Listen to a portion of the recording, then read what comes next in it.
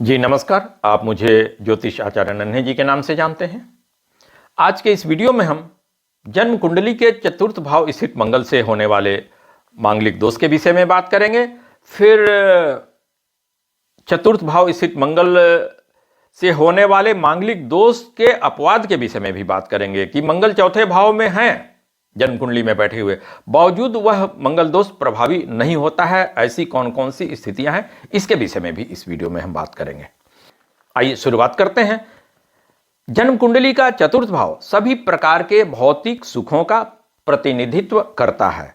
व्यक्ति का, परिवार का जीवन सुखमय होगा या नहीं, इन बातों का अध्ययन कुंडली के चतुर्थ भाव से ही किया जाता है।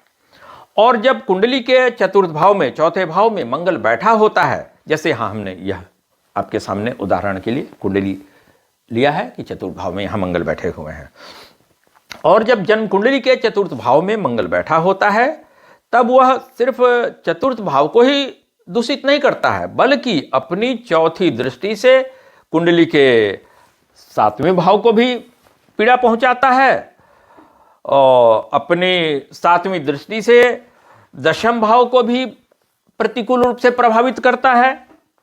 रोजगार व्यवसाय भी तो जीवन की हंसी खुशी को प्रभावित करता ही है ना, रोजगार व्यवसाय को प्रभावित करता है।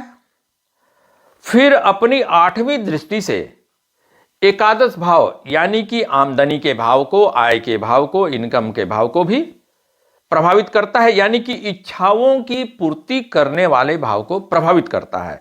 तो कुछ कुछ स्थितियां ऐसी भी, इस तरह की भी बनती हैं जहां मांगलिक दोष प्रभावी नहीं होता है। यह अपवाद वाली बात हो गई, इसकी चर्चा हम आगे करेंगे।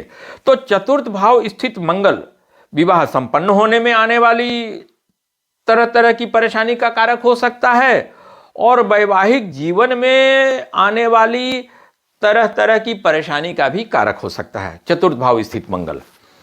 फिर चतुर्थ भाव स्थित मंगल से होने वाले मांगलिक दोष के क्या क्या अपवाद हो सकते हैं, उसकी चर्चा हम करते हैं। कुछ स्थितियां ऐसी भी बनती हैं कि जहां मंगल जन्म कुंडली के चतुर्थ भाव में जरूर बैठे हुए हैं, बावजूद वह मांगलिक दोष प्रभावी नहीं होता है। तो कर्क लगन की कुंडली में, जैसे यह कर्क लगन की कुंडली ली गई है, तो कर्क लगन की कुंडली में चौथे भाव में मंगल के होते हुए भी मांगलिक दोष प्रभावी नहीं होता है, क्योंकि कर्क लगन वालों की कुंडली में मंगल जो है यहाँ योग कारक ग्रह हो जाते हैं, एक पंचम भाव के स्वामी हो जाते हैं, और फिर यहाँ दशम भाव केंद्र के स्वामी हो जाते हैं। यह त्रिकोण के स्वामी हो गए, यहाँ केंद्र के स्वामी हो गए कर्क लगन की कुंडली में।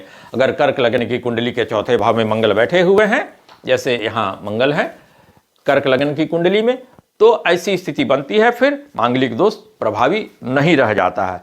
फिर सिंह लगन की कुंडली में भी मांगलिक दोष जो है वह प्रभावी नहीं होता है, ऐसा भी है।